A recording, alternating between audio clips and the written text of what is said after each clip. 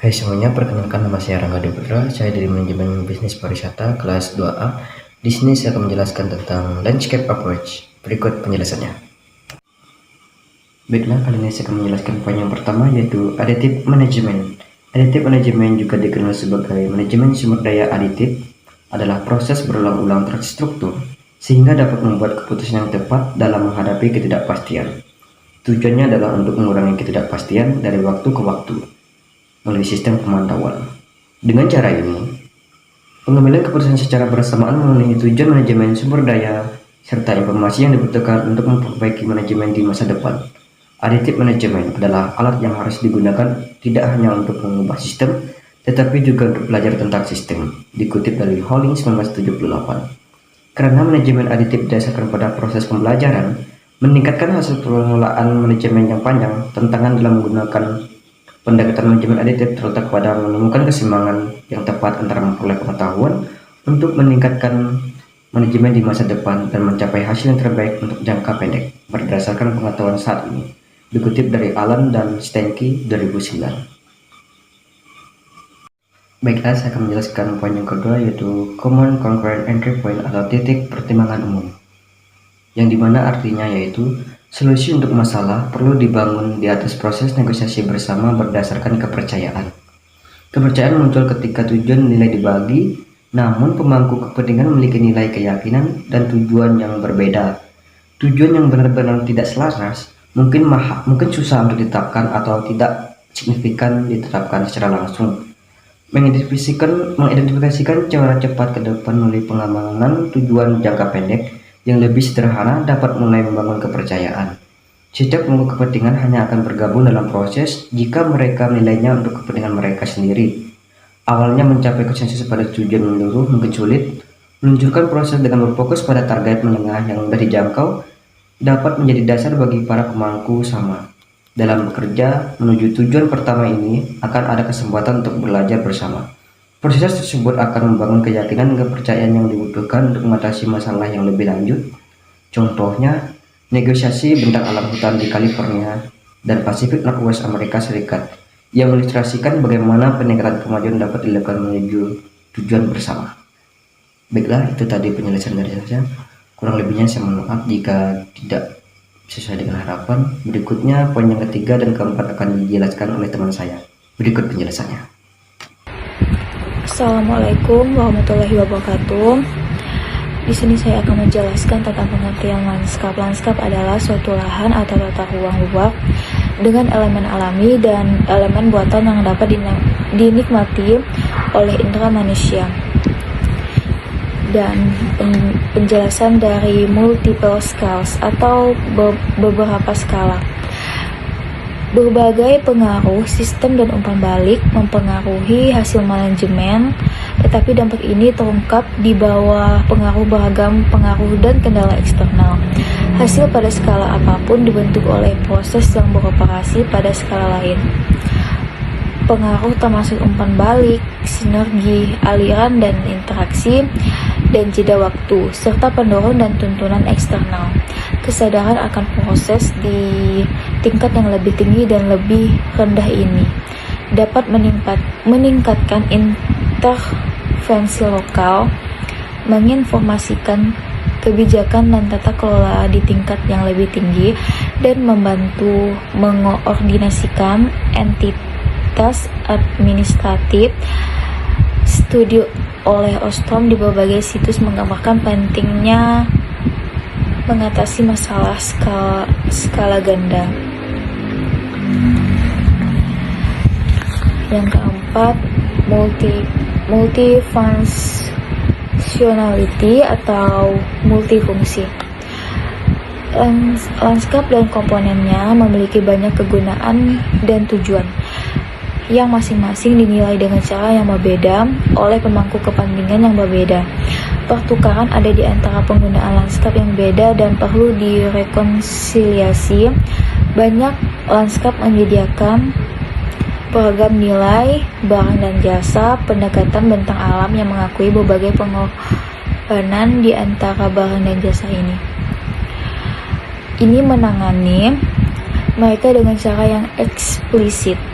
secara spasial dan didorong oleh ekosistem yang merekonsiliasi berbagai kebutuhan, preferensi, dan aspirasi pemangku kepentingan. Kesulitan mengukur dan mengelola interaksi di antara banyak fungsi ini telah dipelajari secara ekstensif di Uni Eropa. Dan pada kesempatan kali ini saya akan menjelaskan poin yang kelima, yaitu apa itu multi-stakeholder. Multi-stakeholder adalah istilah proses banyak pemangku kepentingan atau multi-stakeholder yang menggambarkan proses untuk menyatukan semua pemangku kepentingan kunci untuk berkomunikasi mengenai dan kadangkala membuat keputusan mengenai isu tertentu. Proses ini dilakukan menurut prinsip demokrasi, yaitu transparansi dan partisipasi, yang bertujuan untuk membangun kemitraan dan memperkuat jaringan antara pemangku kepentingan. Dikutip dari Hemati 2001. Dan untuk poin yang keenam, yaitu tentang logika perubahan yang dinegosiasikan dan transparan. Berikut penjelasannya.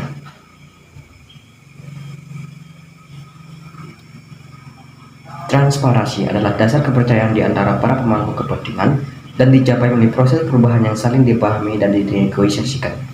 Dibantu oleh pemerintahan yang baik, semua pemangku kepentingan perlu memahami dan menerima logika umum, legitimasi dan pembenaran untuk suatu tindakan, dan menyadari risiko dan ketidakpastian. Membangun dan mempertahankan konsensus semacam itu merupakan tujuan mendasar dari pendekatan landscape. Baiklah, itu tadi penjelasannya secara singkat. Semoga mudah dipahami. Poin yang ke-7 dan ke-8 akan dijelaskan oleh teman saya. Berikut penjelasannya. Assalamualaikum warahmatullahi wabarakatuh. Perkenalkan, nama saya Rizky Kurniawan, saya dari kelas 2A MPP, dan kali ini saya akan menjelaskan tentang materi yang saya dapat dari makul manajemen lanskap wisata. Dan materi yang saya akan jelaskan yang pertama yaitu klarifikasi hak dan tanggung jawab, serta materi yang akan saya jelaskan adalah pemantauan partisipatif dan ramah.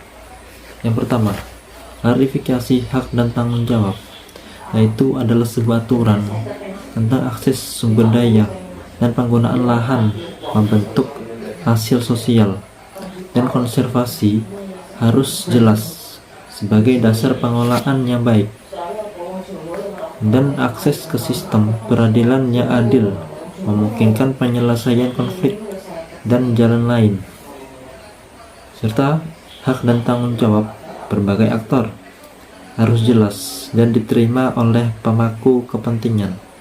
Klarifikasi klaim yang bertentangan akan membutuhkan perubahan yang ideal, dinegosiasikan yang mungkin ideal dan informal. Ketika konflik itu muncul, maka perlu ada diartikan bahwa hak dan tanggung jawab itu sangat memperjelas bahwa untuk pendekatan perintah dan kontrol serta fasilitas dan negosiasi muncul sebagai bisnis inti dalam lembaga manajemen sumber daya.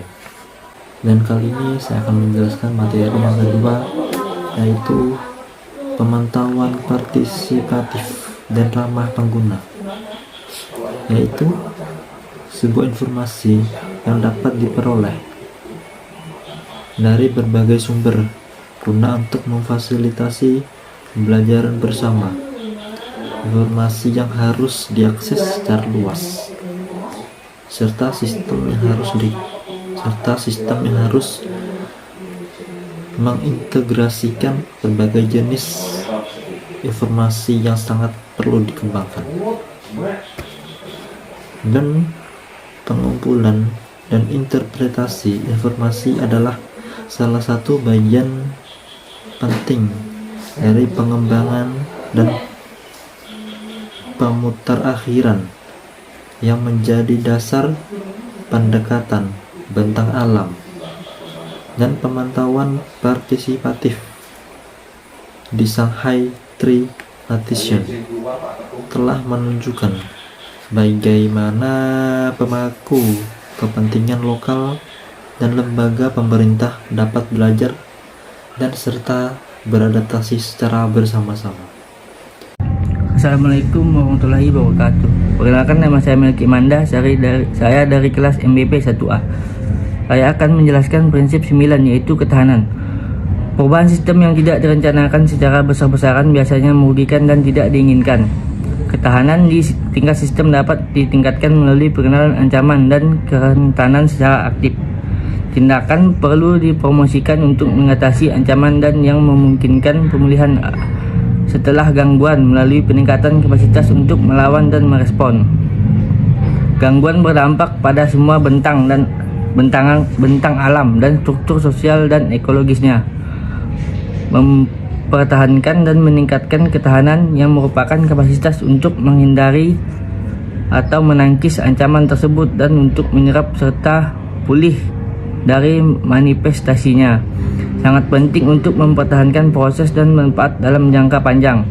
Faktor-faktor yang berkontribusi terhadap ketahanan sistem sangat beragam dan mencerminkan atribut ekologi, sosial, dan kelembagaan. Ketangguhan mungkin tidak dapat dipahami dengan baik di setiap situasi, tetapi dapat ditingkatkan melalui pembelajaran lokal dan dengan mengambil pelajaran dari tempat lain.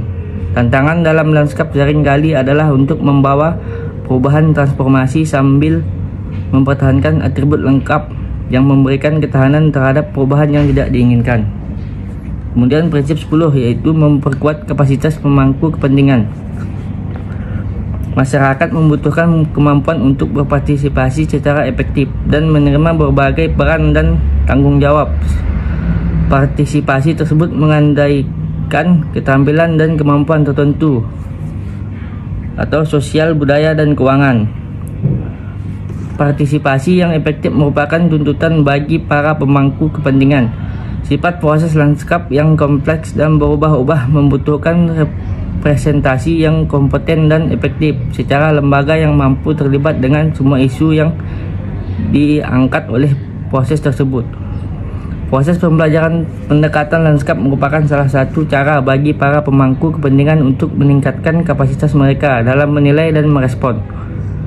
Proses ini juga menyediakan platform untuk berbagai pengalaman di dalam dan di antara lokasi.